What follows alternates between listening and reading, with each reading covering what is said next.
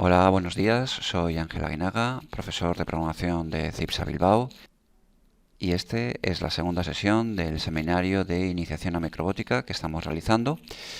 En este caso vamos a comentar los conceptos básicos de electrónica que vamos a necesitar para poder desarrollar nuestros proyectos dentro de la microbótica. Así que vamos allá. Lo primero que tenemos que entender, que es lo más obvio, es qué es la electricidad. Sin entrar en demasiados detalles, la electricidad se define básicamente como un flujo de electrones que se desplazan a través de un hilo o un material conductor. Para ello es necesario que haya una diferencia de potencial entre los extremos del conductor. ¿Qué es este concepto de diferencia de carga? Bueno, para entender este concepto tenemos que ver lo que son los átomos. Toda la materia está compuesta por átomos, que son básicamente un conjunto de partículas elementales, cada una de las cuales tienen diferentes cargas.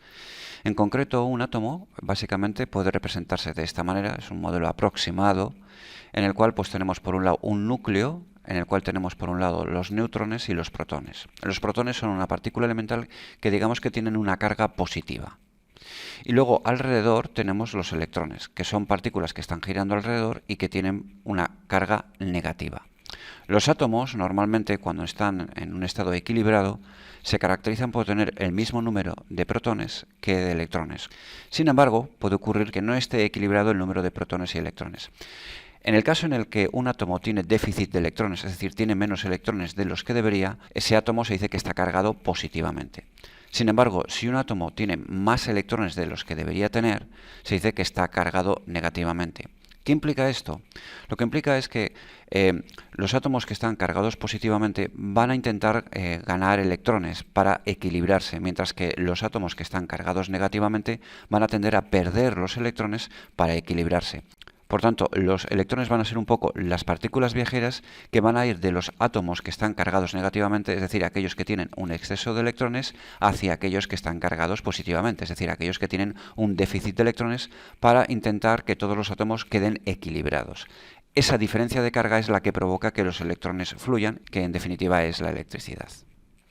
En un circuito eléctrico, esta diferencia de carga que hace que los electrones se desplacen viene dada por lo que se denomina un dipolo. Un dipolo es un componente que normalmente tiene dos extremos, uno cargado positivamente, es decir, con átomos que tienen un déficit de electrones, y otro cargado negativamente, es decir, con átomos que tienen un exceso de electrones. Cuando estos dos extremos se conectan a través de un hilo conductor, los electrones salen disparados del polo negativo y viajan hacia el polo positivo, donde están los átomos que tienen déficit de electrones, provocando un flujo eléctrico. En los dipolos, que normalmente puede ser una pila, puede ser una batería, el polo positivo normalmente recibe el nombre de ánodo y el polo negativo recibe el nombre de cátodo. En este punto hay que hacer una reseña, y es que en muchos libros normalmente se asume que el flujo de electrones entre los terminales de una batería o de una pila van desde el polo positivo al polo negativo, que normalmente se denomina tierra. Esto, aunque a nivel teórico se suele explicar así, realmente a nivel físico es justo al revés. Los electrones se desplazan desde el polo negativo hacia el polo positivo. En este punto tenemos que señalar la diferencia entre los dos tipos de corrientes eléctricas que podemos encontrarnos. Por un lado tenemos la corriente continua, que es la que nos ofrece dipolos como puede ser una batería o como puede ser una pila, en la cual la corriente, el flujo de electrones, siempre va en la misma dirección. Sin embargo, por ejemplo, en las casas o en las industrias, lo que se utiliza es la corriente alterna.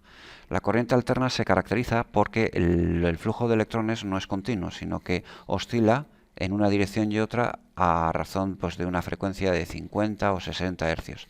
Esto es provocado por los generadores eléctricos que se utilizan para generar la corriente eléctrica. En ellos hay una serie de conductores que se mueven dando vueltas entre dos campos magnéticos, lo cual provoca un flujo de electrones en una dirección o en otra constantemente, lo cual da nombre a este tipo de corriente. A continuación vamos a presentar las tres magnitudes básicas que necesitamos conocer y entender para poder manejar cualquier circuito eléctrico básico. La primera de ellas es la tensión. La tensión mide la diferencia de carga que existe entre, por ejemplo, los terminales de una batería o entre los extremos de un circuito eléctrico. Esta se mide en voltios y básicamente lo que determina es la fuerza con la que los electrones desean ir de un polo a otro. Cuanto mayor es el voltaje, mayor es la fuerza con la que los electrones quieren ir entre los extremos de un hilo. Y esta pues depende un poco del tipo de dipolo que estemos utilizando. Si por ejemplo utilizamos como dipolo una pequeña pila, como puede ser pilas de un mando a distancia, etcétera, pues bueno, el voltaje suele ser de 1,5 voltios, puede ser de 9 voltios, depende del tipo de pila.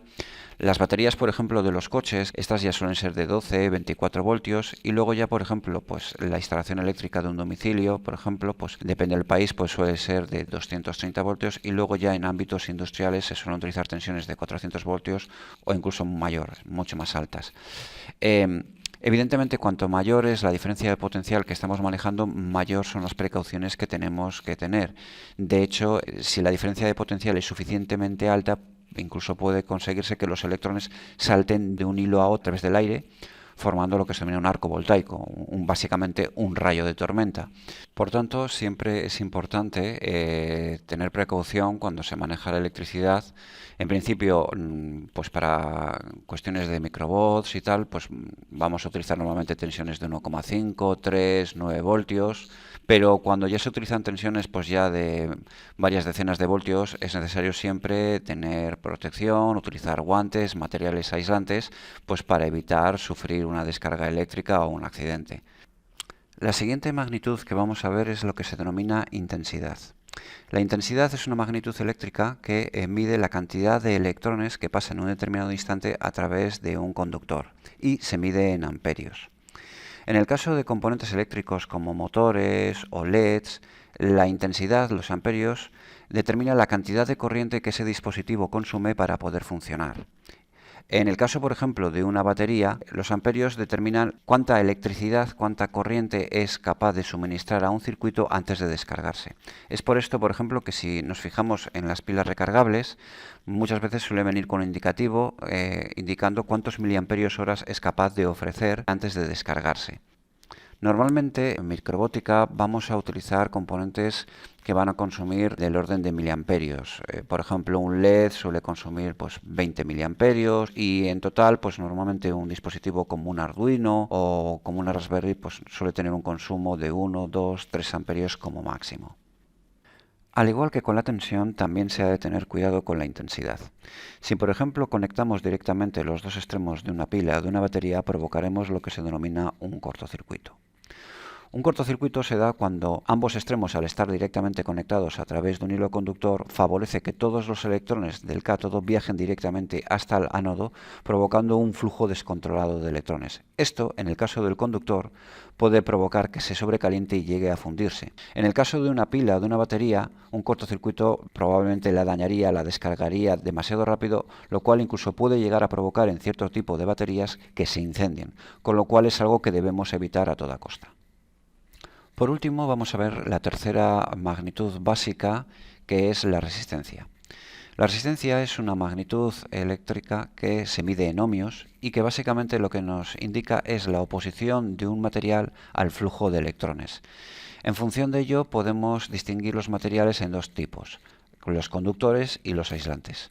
Los materiales conductores son aquellos que facilitan el paso de corriente a través de ellos, como por ejemplo es el caso del cobre, que es con lo que se suele construir pues, los cables y los hilos. Por otro lado, los aislantes son aquellos materiales que precisamente hacen lo contrario, es decir, evitan o impiden parcial o completamente el paso de electrones a través de ellos. Este, por ejemplo, es el caso del plástico, que se suele utilizar para recubrir los cables y evitar que al tocarse entre ellos pues, se provoque un cortocircuito, etc.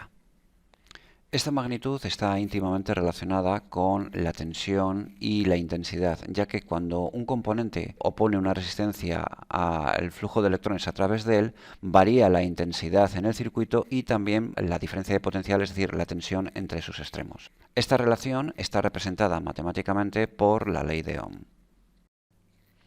La ley de Ohm es una ecuación matemática que nos relaciona la intensidad, el voltaje y la resistencia en un circuito eléctrico, de manera que, conociendo dos de las magnitudes, podemos calcular la tercera.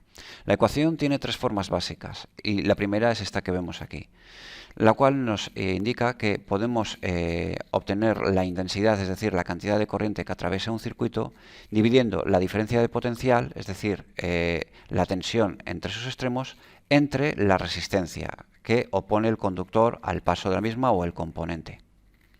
De igual manera, podemos manipular la ecuación para obtener el voltaje si multiplicamos la resistencia de un componente por la cantidad de corriente que lo atraviesa. Esto nos indicaría la diferencia de potencial, es decir, la tensión entre sus extremos. Y, por último, también podemos calcular la resistencia que opone un componente eléctrico si dividimos la diferencia de potencial, es decir, la tensión entre sus extremos, entre la cantidad de electrones que lo atraviesan. Esto nos daría la resistencia en ohmios. Finalmente, y tras ver las magnitudes eléctricas básicas, vamos a introducir el concepto de circuito.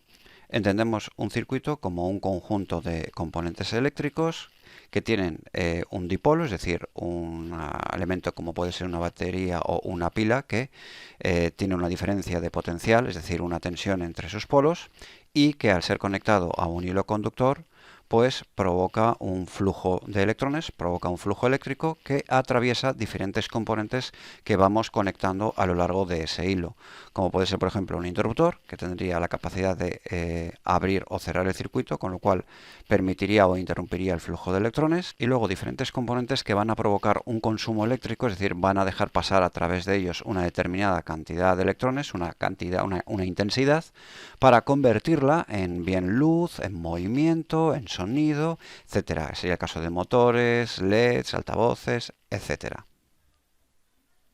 Y para ello vamos a utilizar una herramienta online que se llama Tinkercad. Se trata de una herramienta a la cual pues podemos conectarnos a través de internet utilizando nuestro navegador, y que simplemente pues registrándonos con una cuenta completamente gratuita nos va a permitir montar y simular el funcionamiento de circuitos eléctricos con todos los componentes que deseemos, sin necesidad de tener que pues adquirirlos y montarlos arriesgándonos pues en un momento determinado, ahora que estamos aprendiendo a conectar algo mal y quemar algún componente. Entonces, como punto de partida, pues para experimentar un poco antes de utilizar componentes reales, este sitio web, esta herramienta online nos funciona muy bien.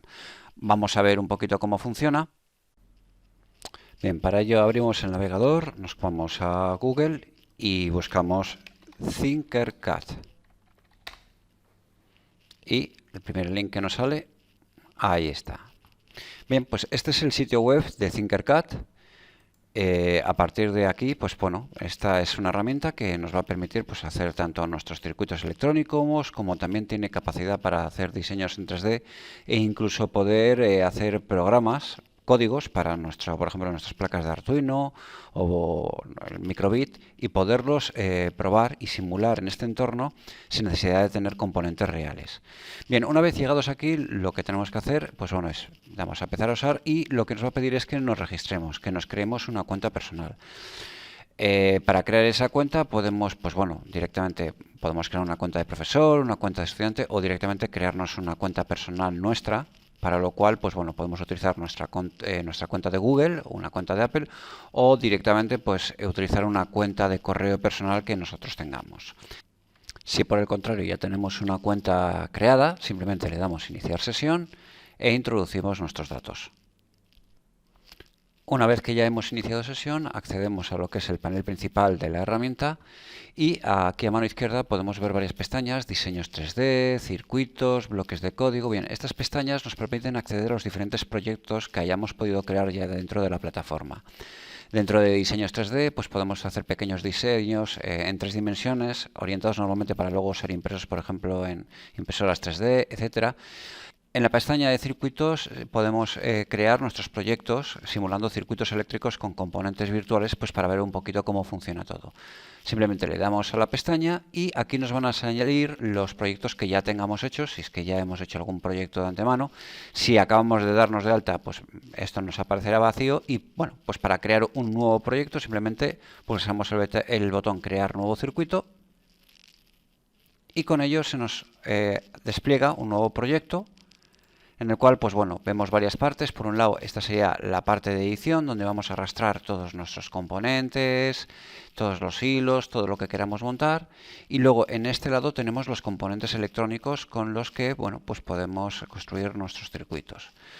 Hay varias categorías. Si desplegamos aquí podemos ver componentes básicos, que son los componentes electrónicos básicos, o todos los componentes. Y luego en Starters lo que tenemos son conjuntos de elementos, por así decir, ya montados, como circuitos de ejemplo ya pues montados con diferentes, pues bueno, diferentes montajes, diferentes ejemplos. Por ejemplo, en el caso de Arduino, pues vemos aquí pequeños circuitos ya hechos, ya montados con pequeños ejemplos, pues para encender un LED, situar por ejemplo un interruptor, colocar por ejemplo un buzzer para que haga un sonido, o un servo para ver cómo se mueve un determinado motor conectado a Arduino, etcétera. En nuestro caso, de momento, lo que vamos a hacer es seleccionar componentes básicos y vamos a hacer un circuito muy sencillo, sin utilizar el Arduino ni utilizar ninguna placa de prueba, sino simplemente pues componentes básicos. Bien, y vamos a empezar nuestro circuito seleccionando la batería. Entonces hacemos clic en esta batería de 9 voltios, que es la que más a mano tenemos. Podemos acercar, alejar el zoom, podemos por ejemplo también rotar los elementos. Y bueno, pues aquí tenemos la batería. Vemos que si nos colocamos encima nos indica el polo negativo y el polo positivo. El polo positivo sería el ánodo, el negativo sería el cátodo. ¿Ok? Y lo siguiente que vamos a hacer pues es, por ejemplo, vamos a utilizar un LED. Un LED es básicamente como una especie de bombilla pequeñita que puede emitir luz de diferentes colores. Aquí vemos que puede ser verde, amarilla, naranja, azul, rojo, blanco. Y uno de los elementos importantes es que vemos que tiene dos conectores y vemos que en uno pone ánodo y en otro pone cátodo. ¿Qué significa esto? Esto significa que este componente requiere que la tensión lo recorra en un determinado sentido, es decir, tiene una polaridad, lo cual quiere decir que hay que conectarlo de una determinada manera, es decir, no se puede conectar de cualquier manera. En el caso de los LEDs, pues vemos que hay una patilla que es ánodo y una patilla que es cátodo. Esto nos está indicando a qué polo tiene que conectarse respecto de la pila o la batería. En este caso, el ánodo tiene que ir conectado al ánodo y el cátodo tiene que ir conectado al polo negativo o cátodo respectivamente. Por tanto, vamos a coger, le vamos a girar y vamos a conectarle los hilos. Conectamos el cátodo al cátodo y el ánodo al ánodo. Podemos también incluso teñir los hilos para que sea más claro el montaje que estamos haciendo. Y una vez hecho esto, pues bueno, lo que podemos hacer es simular el funcionamiento del circuito. Para ello simplemente le damos al botón Iniciar simulación y vemos qué sucede. Y lo que está sucediendo es que nos está indicando que básicamente el LED, ¡pum!, se funde, se quema. ¿Por qué? Pues bueno, si nos vemos aquí, nos está indicando que la corriente a través del LED es de 915 miliamperios, o sea, casi es un amperio, mientras que el máximo absoluto es de 20 miliamperios. Bien. Esto significa que estamos sometiendo al componente a un flujo eléctrico muy superior al que es capaz de manejar y por lo tanto pues se está quemando. Esto es debido a que los LEDs normalmente suelen trabajar con tensiones de 1,7 voltios, 1,8 o 1,9, depende un poquito del color. Y con respecto al consumo suelen tener un consumo de 20 miliamperios. Con lo cual necesitamos pues para empezar rebajar esta tensión de 9 voltios a una tensión que el LED pueda tolerar. Y para ello vamos a utilizar este componente que es una resistencia. Las resistencias son un componente eléctrico que básicamente lo que hacen es permitirnos modular tanto la tensión como la intensidad que atraviesa un circuito. Estos componentes, a diferencia de los LEDs, no tienen polaridad, es decir, se pueden conectar en el circuito de cualquier manera y funcionan igualmente, y se diferencian por la cantidad de ohmios que proporcionan. En este caso, pues bueno, podemos indicar aquí los ohmios que queremos en diferentes magnitudes, ohmios, kiloohmios, megaohmios. Luego, los componentes reales, las resistencias de verdad, suelen tener unos códigos, vienen con unos códigos de color, unas barritas de color que determinan cuántos ohmios tiene, al igual de qué tolerancia admite. En este caso, lo que tenemos que hacer ahora es calcular qué valor de resistencia necesitamos en este componente para conseguir reducir la tensión de 9 voltios a 1,7 voltios, sabiendo que el consumo de este LED es de 20 miliamperios. Para ello vamos a utilizar la ley de Ohm. Bien, la ley de Ohm nos especifica en una de sus formas que la resistencia puede calcularse fácilmente dividiendo el voltaje entre la intensidad. En este caso, lo que necesitamos es reducir el voltaje que nos da la pila, el dipolo, en este caso son 9 voltios, reducirlo a una tensión que es capaz de soportar el LED, que bueno, es una tensión de 1,8 voltios, pongamos como media. Con lo cual necesitamos una caída de un total de 7,2 voltios, es decir, necesitamos que la resistencia nos permita reducir la tensión unos 7,2 voltios. Sabiendo eso y por otro lado que la intensidad que recorre el circuito es de 0,02 amperios, solo tenemos que dividir ambos valores. Al dividir 7,2 voltios de caída de tensión necesaria entre los 0,02 amperios que recorren el circuito, esto nos da una resistencia de 360 ohmios, que es la que vamos a tener que intercalar en el circuito precisamente para que el LED reciba a esta intensidad una tensión equivalente a 1,8 voltios. De vuelta en el Tinkercad, pues vamos a colocar la resistencia.